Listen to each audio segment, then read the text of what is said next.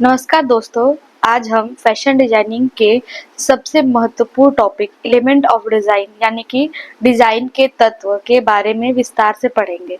Element of design वे मूल यानी कि बेसिक भाग है जिनकी सहायता से किसी भी डिजाइन को बनाया जाता है। जैसे एक घर के लिए ईंट, सीमेंट और रेत की आवश्यकता होती है, उसी प्रकार किसी भी फैशन डिजाइनिंग को बनाने के लिए एलिमेंट की आवश्यकता होती है। एलिमेंट ऑफ डिजाइन कुल सात होते हैं। कौन कौन से होते हैं? रेखा होती है, शेप होता है, फॉर्म होता है, बनावट होता है, कलर होता है, स्पेस होता है और वैल्यू होता है। आज इन सब के बारे में हम लोग विस्तार से समझेंगे कि ये क्या चीजें होती है। सबसे पहले हम लोग पढ़ते हैं लाइन के बारे में। लाइन क्या होता है? लाइन दो बिंदुओं यानी कि दो पॉइंट्स को जोड़ने से जो मार्ग बनता है उसको हम लोग क्या बोलते हैं? लाइन बोलते हैं। लाइनिंग किसी भी डिजाइन की शुरुआत होती है। अब हम लोग लाइन के प्रकार के बारे में जानेंगे। लाइन टोटल 8 प्रकार के होते हैं। Vertical line, horizontal line, diagonal line, curve line, zigzag line और स्पाइरल लाइन और डॉट लाइन और ब्रोकन लाइन। वर्टिकल लाइन क्या होती है? वर्टिकल लाइन के बारे में समझते हैं। वर्टिकल लाइन का मतलब होता है कि वो रेखा नीचे से ऊपर की तरफ जा रही है। ऐसे कोई स्ट्रेट रेखा है उसको हम लोग वर्टिकल लाइन बोलते हैं। वर्टिकल लाइन जो होती है उसका काम होता है, अगर हम लोग कोई वर्टिकल लाइन का गारमेंट पहनते हैं तो वो इंसान को पतला और लंबा दिखाता है। उसी तरीके से आते हैं हॉरिजेंटल लाइन। हॉरिजेंटल लाइन जो होती है वो बाएं से दाएं की तरफ चलती है, यानी कि ये आपकी हॉरिजेंटल लाइन है। आई होप आपको समझ में आ रहा होगा मेरा वीडियो। हॉरिजेंटल लाइन अगर आप पहनते हो, हॉरिजेंटल लाइन के प्रिंट्स के कपड़े पहनते हो तो वो आपकी बॉडी को चौड़ा दिखाता है, चौड़ा और छोटा दिखाता है। डायगोनल लाइन का मतलब क्या होता है? डायगोनल लाइन ऐसी लाइन जो कि क्या हो, 45 डिग्री के एंगल पे चलती हो, यानी कि तिरछी रेखा, उसको हम लोग क्या बोलते हैं? Diagonal line. कर्व लाइन का मतलब होता है घुमावदार रेखा, यानी कि कोई इस टाइप सी बना दो आप, ऐसे लाइन या ऐसे लाइन या गोल या हाफ सर्कल, ठीक है, इसको हम लोग क्या बोलते हैं? ये होती है हमारी कर्व लाइन। जिगजैग लाइन का मतलब होता है यानी कि जो रेखा टेढ़ी मेढ़ी चले, इसको हम लोग बोलते हैं जिगजैग लाइन। स्पाइरल लाइन, दोस्तों आप लोगों ने जलेबी देखी है? जलेबी जिस तरीके से होती है, जलेबी हम लोग की क्या होती है? स्पाइरल होती है, यानी कि इस टाइप की लाइन को हम लोग क्या बोलते हैं? स्पाइरल लाइन बोलते हैं, ठीक है। ऐसे कोई रेखा बना दे हम तो उसको हम लोग क्या बोलते हैं? Spiral line. डॉटेड लाइन यानी कि बिंदु बिंदु बिंदु, ऐसे ऐसे बिंदी बिंदी, ऐसे ऐसे, ये क्या होती है? हमारी डॉटेड लाइन होती है, यानी कि डॉट डॉट। जैसे बचपन में हम लोग एबीसीडी बनाने के, जब हमें अक्षरों का ज्ञान नहीं था तो हम क्या करते थे? पहले डॉट डॉट लाइन बनाते थे, जैसे इस टाइप से डॉटेड लाइन बनाते थे, डॉटेड लाइन, और फिर उस लाइन को कवर अप करते थे, तो इससे हम लोग का ए बन जाता था। तो ऐसी लाइन को हम लोग क्या बोलते हैं? डॉटेड लाइन बोलते हैं, ठीक है। डॉटेड लाइन जो होती है जिससे ऐसे पॉइंटेड होती है, हालांकि मैंने ऐसा बना दिया, ऐसे डॉटेड डॉट होता है उसमें।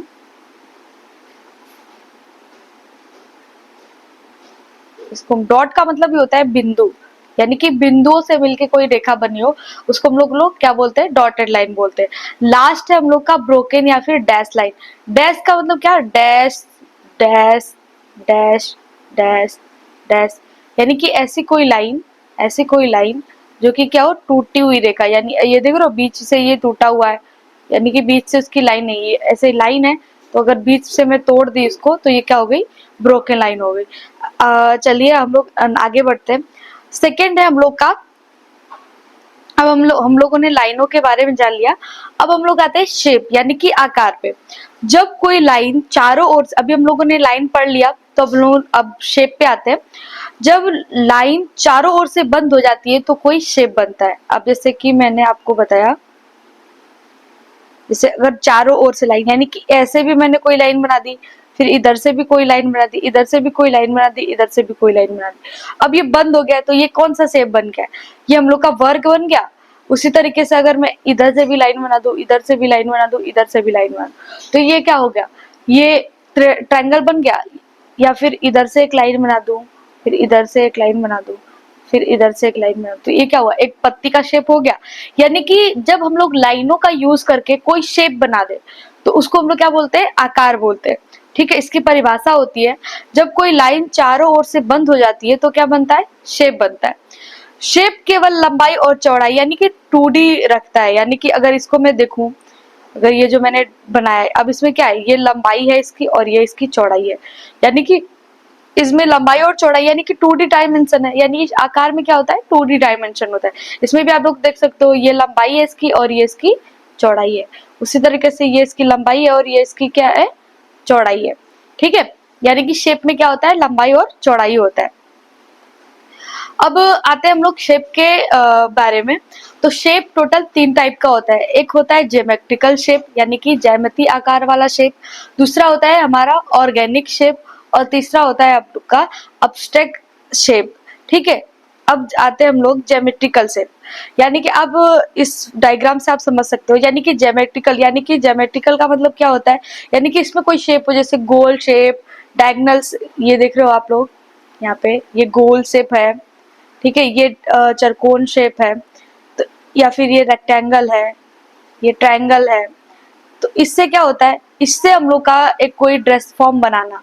ठीक है, तो इसको हम लोग क्या बोलते हैं, ज्योमेट्रिकल शेप बोलते हैं। उसी तरीके से आते हैं हम लोग ऑर्गेनिक यानी कि प्राकृतिक आकृति। जैसे पत्ती क्या है, पत्ती आपकी प्राकृतिक आकृति है, फ्लावर आपका प्राकृतिक आकृति है, कोई बादल आपका प्राकृतिक है। ठीक है, कोई लहर है, तो क्या है, प्राकृतिक। अब इनसे इंस्पायर होके, हालांकि यहाँ पे मैंने ड्रेस बनाया हुआ है, ऐसे आप देख सकते हो कि कोई मान लो कोई ड्रेस है हम लोग की,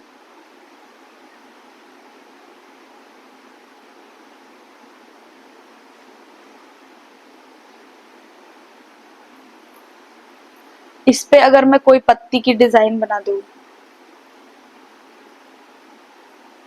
कुछ भी हो सकता है, मतलब ज्योमेट्रिकल आकार का प्रिंट हो गया आपका या फिर आकृति हो गई, तो क्या हुआ, अपना शेप हो गया। तीसरा है हम लोग का अब्स्ट्रैक्ट, यानी कि उसका कोई अपना आकार, अनिश्चित आकार का हो। जैसे कि स्पायर आपका हो गया अनियमित, कोई भी, जैसे आप लोगों ने देखा होगा अमीबा, कैसे कुछ भी टेढ़ा मेढ़ा बना दिया।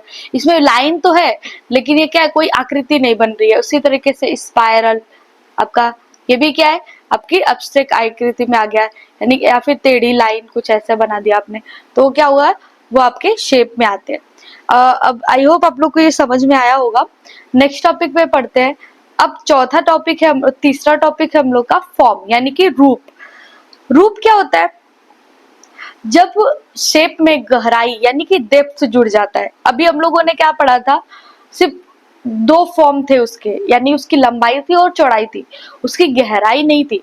जब उसमें गहराई जुड़ जाती है तो वो क्या होता है, फॉर्म हो जाता है। इसमें क्या होता है, फॉर्म में हम लोग के 3D आयाम होते हैं, यानी कि 3 डायमेंशन होते हैं, यानी कि 3 दिशा होती है। कौन सी, लेंथ, विड्थ और हाइट। ठीक है, उदाहरण के लिए हम लोग अगर आगे बढ़े तो आप लोग देखे होंगे मैनिक्यून्स। दोस्तों ये मैनिक्यून है। ठीक है, मैनिक्यून में क्या होता है, मैनिक्यून का अपना एक लंबाई भी है, ठीक है, अपनी एक चौड़ाई भी है, ठीक है, और अपनी एक क्या बोलते हैं 3D, मतलब इसका एक बगल से भी इसका फॉर्म हो गया, यानी आगे से फिर पीछे से और बगल से। तो यानी कि इसमें क्या है, 3D डायमेंशन है इसका। जैसे कि मानव का भी, हम लोग का शरीर भी क्या है, 3D डायमेंशन है। इसको हम लोग क्या कर सकते हैं, सामने से भी देख सकते हैं। जैसे सामने का ये मेरा फेस हो गया, ठीक है, ये मेरा सामने का फेस हो गया, ठीक है। वैसे ही हम लोग अगर आए तो हम लोग का ये पीछे का बाल हो गया, ऐसा हम लोग दिखते हैं। अगर बगल से दिखे तो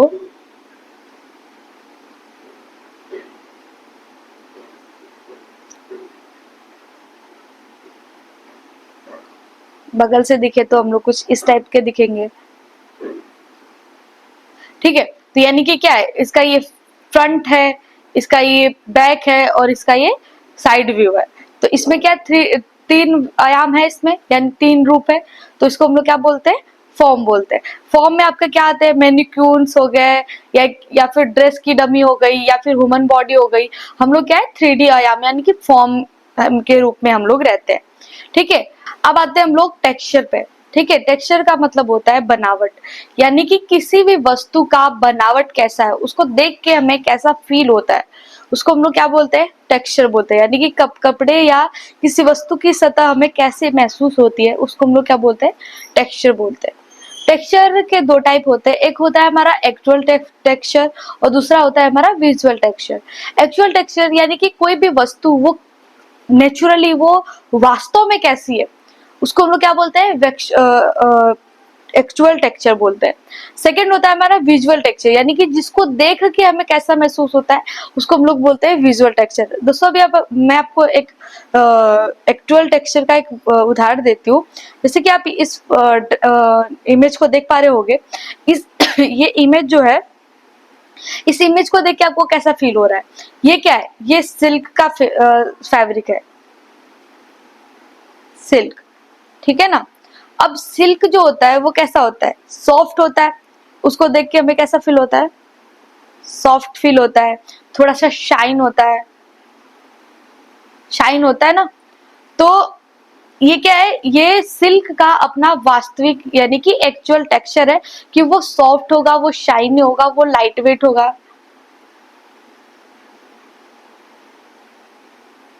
लाइट वेट होगा, ठीक है। तो इसको देख के हम लोग को ऐसा फील होता है। अब आते हैं हम लोग विजुअल टेक्सचर पे। विजुअल टेक्सचर में क्या होता है, विजुअल टेक्सचर यानी कि जब किसी वस्तु या कपड़े की बनावट हम केवल देख के महसूस कर सकते हैं, उस पर छूने पर वैसी ना लगे, उसको हम लोग क्या बोलते हैं, विजुअल टेक्सचर बोलते हैं। जैसे कि अभी आप ये देख पा रहे होगे, ये जो है इसमें ये लेस वर्क जैसा दिख रहा है, पर ये क्या है, ये प्रिंट है। इसको देख के ऐसा लग रहा है कि ये ऊपर से लेस लगी होगी, पर ये क्या है, प्रिंट है। तो ये क्या है, हमारा विजुअल टेक्सचर हुआ। इसको देख के आपको कैसा लग रहा है कि वास्तव में ये कपड़े पे क्या होगा, ये नीटिंग किया होगा, लेकिन ये नीटिंग नहीं है, ये नीटिंग लुक का प्रिंट है। यानी उसको देख के हमें क्या होता है, ये हमें प्रिंट ऐसा है, इसको देख के लगता है कि नहीं ये नीट क्या होगा, इसको छूने पे ये खुरदरा महसूस हो रहा होगा। इसको देख के लग रहा होगा कि ये एम्ब्रॉयडर्ड है, यानी एम्ब्रॉयडरी करी गई है, पर ये क्या है, ऐसा ही इसका प्रिंट ही है। ऐसे ही डेनिम का प्रिंट हो गया, या फिर कोई वुवन का प्रिंट हो गया, या फिर वुड का। अब ये लकड़ी जैसा दिख रहा है, ऐसा फैब्रिक भी बन सकता है। तो क्या फैब्रिक को छूने पे वो लकड़ी जैसा टेक्सचर देगा, नहीं देगा, पर उसका क्या है, वो प्रिंट से वैसा दिख रहा है। यानी कि किसी डिजाइन या पैटर्न को देखने में जो उभरा हुआ या अलग महसूस होता है, जैसे कि प्रिंट में धागों जैसी लाइनें, लेस जैसा लुक, कढ़ाई जैसा लुक आदि, इन सबको देखकर केवल आंखों से महसूस होता है, हाथ से नहीं महसूस होता। अब ये प्रिंट है, इसको छुओगे तो ये तो प्लेन महसूस होगा, लेकिन देखने पे क्या है, ये प्रिंटेड महसूस हो रहा है, ठीक है। तो ये हमारा क्या हो गया, विजुअल टेक्सचर हो गया, ठीक है। आई होप आप लोग को ये चीज समझ में आई होगी। अब अगला आते हैं हम लोग कलर पे, रंग, ठीक है। ये एलिमेंट ऑफ डिजाइन का हम लोग का पांचवा, एलिमेंट ऑफ डिजाइन का ये हम लोग का पांचवा टॉपिक है, कलर। अब हम लोग जानेंगे कलर। वैसे तो आप लोग जानते भी होंगे कि किसी भी डिजाइन या रंग को सबसे आकर्षक बनाने का जो काम होता है, जो एलिमेंट वो काम करता है, वो क्या है, कलर है, ठीक है, जो लोगों को प्रभावित करता है। अब आते हैं हम लोग प्राइमरी कलर्स पे। प्राइमरी कलर क्या होता है, प्राइमरी कलर यानी कि जो कलर को किसी और कलर से मिक्स करके ना बनाया जा सके, जैसे रेड, ब्लू, येलो, ये क्या है, ये अपने आप में ये कलर है, इनको आप कैसे भी नहीं प्राप्त कर सकते हो, ये हमेशा अपने विजुअलिटी में रहते हैं। इनको हम लोग क्या बोलते हैं, प्राइमरी कलर बोलते हैं। इन्हीं तीन कलर से क्या बनते हैं, बाकी के ये जो कलर व्हील में आप कलर्स देख रहे हो, ये सारे कलर इन तीन कलर से मिलके बनते हैं। जिसमें आप देख रहे होगे ये रेड, ब्लू और ये येलो, ये क्या है, ये प्राइमरी कलर है, ठीक है। अब आते हैं हम लोग सेकेंडरी कलर, यानी कि जब दो प्राइमरी कलर, यानी कि अगर मैं रेड और ब्लू को मिलाऊंगी तो मेरा क्या बनेगा, वेलवेट बनेगा। यानी कि रेड और ब्लू को मिलाऊंगी तो मेरे पास क्या बनेगा, वेलवेट, यानी कि पर्पल कलर बन जाएगा, ठीक है। उसी तरीके से जब मैं रेड और येलो को मिलाऊंगी तो मेरा क्या बन जाएगा, ऑरेंज कलर बन जाएगा। उसी तरीके से जब मैं ब्लू और येलो को मिलाऊंगी तो मेरा क्या बन जाएगा, ग्रीन कलर बन जाएगा। यानी कि दो प्राइमरी रंग मिलकर क्या बनते हैं, सेकेंडरी कलर्स बनते हैं, ठीक है। आई होप आप लोग को समझ में आया होगा। प्राइमरी कलर जो कि खुद से बने मिलते हैं हम लोग को, सेकेंडरी कलर यानी कि दो प्राइमरी कलर को मिला के जो हम लोग को कलर प्राप्त होता है, तो उसको हम लोग क्या बोलते हैं, सेकेंडरी कलर। इनका 50-50% का रेशियो होता है प्राइमरी कलर्स का, ठीक है। आगे बढ़ते हैं। अब आते हैं हम लोग टर्सरी कलर, यानी कि एक प्राइमरी कलर और एक सेकेंडरी कलर को जब हम लोग मिक्स करते हैं, यानी कि एक प्राइमरी कलर, अब प्राइमरी कलर कौन सा है, मान लो एक प्राइमरी कलर ले रही हूं मैं रेड, ठीक है, और एक सेकेंडरी कलर में ले लेती हूँ ब्लू, ठीक है। तो जब मैं रेड और ब्लू को मिलाऊंगी तो मेरा वेलवेट कलर बनेगा, जैसे कि आप लोग यहाँ पे देख पा रहे हो, ये देखो ये रेड है और ये ब्लू है। जब मैं रेड का रेशियो, तो ये मेरा क्या बना, वेलवेट कलर बना। अब वेलवेट में जब रेड का रेशियो ज्यादा होगा तो हमें ये कलर प्राप्त होगा, जब हमें ब्लू का रेशियो ज्यादा होगा तो ये कलर प्राप्त होगा, यानी कि ये इसमें क्या होता है, ये हमारा 50-50% का रेशियो है। अब इसमें क्या है, अगर 50% मेरा रेड और मेरा सॉरी 75% हम लोग का क्या होगा रेड और 25% ब्लू हो, तो हम लोग को ये कलर मिलेगा। उसी तरीके से इस वाले कलर के लिए, यानी कि रेड कलर ज्यादा होगा ब्लू कलर कम होगा, तो हम लोग को क्या मिलेगा, वेलवेट कलर मिलेगा। आई होप आप लोग को ये चीज समझ में आई होगी। ये पूरा हम लोग का ट्रेसी कलर, ये आप देख रहे हो, ये हम लोग का प्राइमरी कलर्स हैं, ठीक है, ये हम लोग के सेकेंडरी कलर्स हैं और ये हम लोग का टर्सरी कलर, ठीक है। तो आगे बढ़ते हैं हम लोग। अब आते हैं हम लोग स्पेस, यानी कि स्थान पे। देखो दोस्तों, जब हम लोग कोई डिजाइनिंग करते हैं ना, उसमें हम लोग का स्पेस का बहुत बड़ा महत्व होता है, क्योंकि जब हम लोग कोई डिजाइन बना रहे हैं तो वो किस स्थान पे बना हुआ है इसका बहुत बड़ा रोल है, ठीक है। यानी कि डिजाइन में जो खाली और भरे हुए भाग होते हैं उसको हम लोग क्या बोलते हैं, स्पेस बोलते हैं। अब स्पेस जो होता है वो क्या होता है, दो टाइप का होता है, एक होता है हमारा पॉजिटिव स्पेस और सेकेंड होता है हमारा निगेटिव स्पेस।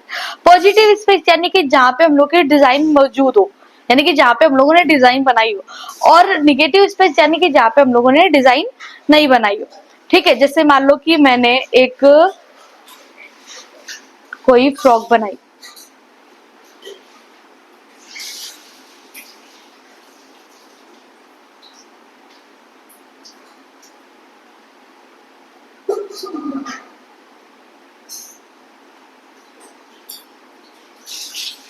ठीक है। अब मैंने यहाँ पे एक मोटिव बना दिया, ठीक है, और यहाँ पे भी एक मोटिव बना दिया, यहाँ पे भी एक मोटिव बना दिया, यहाँ पे भी एक मोटिव बना दिया।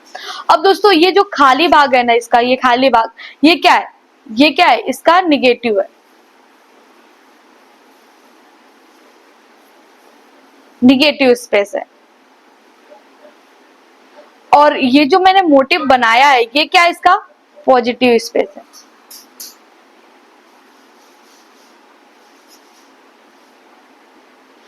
कभी आप लोगों ने देखा है कि यहाँ पे कोई डिजाइन बनी हो या इसके साइड में कोई डिजाइन बनी हो, ऐसा नहीं होता, क्योंकि ये जो साइड वाले भाग होते हैं या फिर जो ये खाली वाला जो दिखता नहीं है वो भाग हम लोग का क्या होता है, हमेशा निगेटिव निगेटिव स्पेस होता है, और जो सामने की तरफ दिख रहा होता है वो क्या होता है, पॉजिटिव स्पेस होता है। जैसे कि आप लोग इसमें देख पा रहे होंगे, जैसे ये मेरा क्या है, खाली स्पेस है, ये मेरा खाली स्पेस है, यानी कि यहाँ पे कुछ मैंने डिजाइनिंग नहीं करी है और इसमें मैंने डिजाइनिंग करी है। तो आप लोग को इस फोटो को देख के समझ में आ रहा होगा, इस इमेज को, कि मेरा पॉजिटिव स्पेस क्या है और मेरा निगेटिव स्पेस क्या है, ठीक है। अब आते हैं हम लोग, सातवां है और आखिरी हम लोग का है वैल्यू, यानी कि वैल्यू क्या होता है किसी चीज का, यानी कि किसी रंग का कितना हल्का, यानी कि कितना हल्का का मतलब टिंट, और कितना गाढ़ा मतलब उसका शेड, क्या उसकी वैल्यू कहलाती है। जैसे यहाँ पे आप लोग देख पा रहे होगे, ये क्या है, ये ब्लू कलर है, ठीक है, ब्लू कलर। अब जब मैंने इसमें कोई व्हाइट कलर मिलाया, यानी कि इसको लाइट किया, तो ये क्या बना, इसका टिंट बना, ठीक है। और जब इसमें मैंने कोई ब्लैक ऐड किया तो ये क्या बना, इसका शेड बना, ठीक है। तो इसको हम लोग क्या बोलते हैं, हम लोग इसको वैल्यू बोलते हैं। अब ग्रीन में भी देख लो आप, सॉरी ब्लैक एंड व्हाइट में भी देख लो, ये व्हाइट है, ठीक है, और ये ब्लैक है, ठीक है। तो जो व्हाइट कलर है इसको हम लोग क्या बोलते हैं, लाइट, ठीक है। और जो डार्क है उसको डार्क, डार्क मतलब ब्लैक। और जो इसके बीच के ये सारे कलर्स हैं, जो इसके बीच के कलर्स हैं, इनको हम लोग क्या बोलते हैं, मिड टोन बोलते हैं,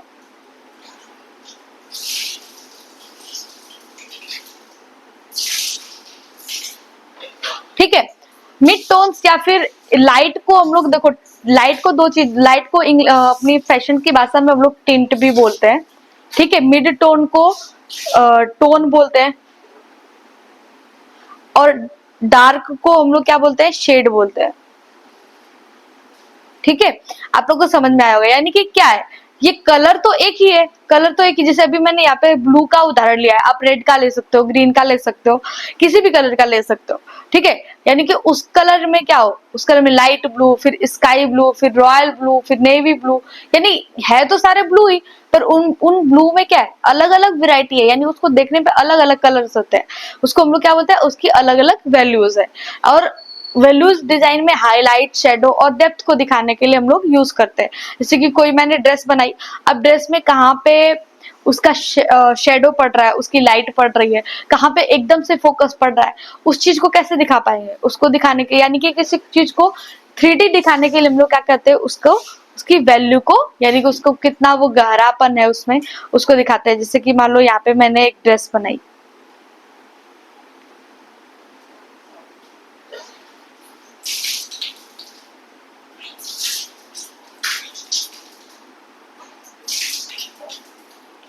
अब ये तो फ्लैट एकदम दिख रहा है, लेकिन जब मैं इसमें कलरिंग करूंगी तो इधर थोड़ा सा डार्क कर दूं इसको, ठीक है, इधर थोड़ा डार्क कर दूं, इधर लेकिन इसको बीच में लाइट रहने दूं, इधर थोड़ा हल्का हल्का डार्क आएगा, शेडिंग करेंगे इसकी तो इधर शेडिंग कर देंगे, ऐसे शेडिंग कर देंगे, तो क्या होगा, इसमें ये थोड़ा सा 3D लुक लगने लगा इसका। तो इससे क्या होगा, यही हम लोग की क्या कहलाती है, वैल्यू कहलाती है, ठीक है। आई होप आप लोग को समझ में आया होगा। इसको याद रखने के लिए इतनी चीजें आप लोगों को पढ़ाई, उसको याद रखने का ये ट्रिक मैंने थोड़ा सा बनाया है, little smart friends touch colourful soft velvet, ठीक है।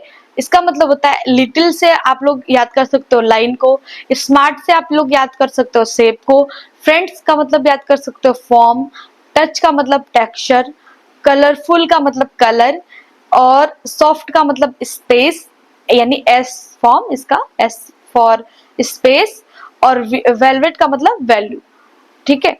तो आज हमने एलिमेंट ऑफ डिजाइन के जो 7 एलिमेंट्स हैं, यानी कि shape, line, form, texture, colour, space और वैल्यू को विस्तार से समझा। अगले वीडियो में हम लोग प्रिंसिपल ऑफ डिजाइनिंग के एलिमेंट और डिजाइन के प्रिंसिपल के बारे में, उसके यूज के बारे में सीखेंगे। अगर वीडियो पसंद आई हो तो लाइक करें चैनल को और सब्सक्राइब करें। थैंक यू दोस्तों।